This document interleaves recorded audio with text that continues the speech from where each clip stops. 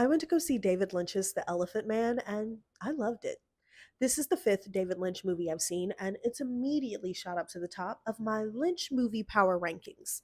The Elephant Man is a biopic about the life and times of John Merrick, aka the Elephant Man, played by John Hurt.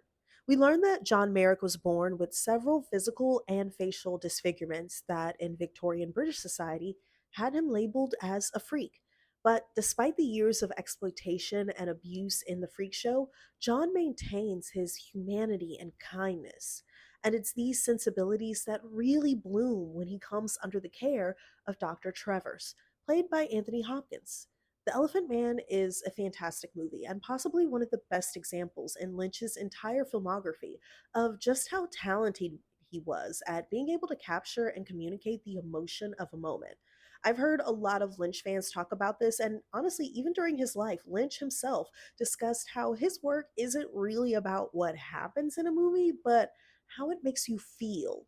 And The Elephant Man will make you feel everything: rage at the abuse that John suffers, pity because how could such a loving and kind creature be treated this way, and hope because despite everything John went through, he still believed in human goodness and kindness. He still loved people and was loved.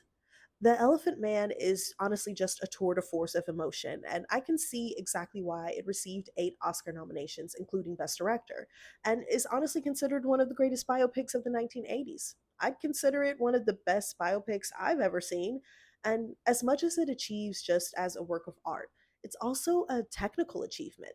The makeup used for John's character was developed by a team of makeup artists and was so celebrated that after the Academy failed to honor the makeup, there was a huge uproar that then caused the Academy to add the Best Makeup category the following year.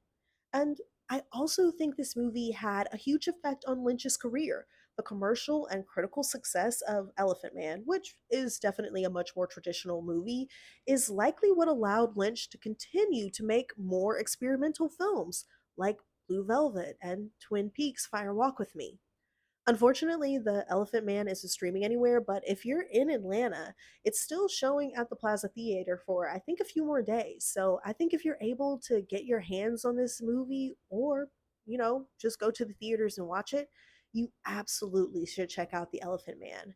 I'll say this is exactly why I keep watching David Lynch movies, and I think I'm going to check out The Straight Story next.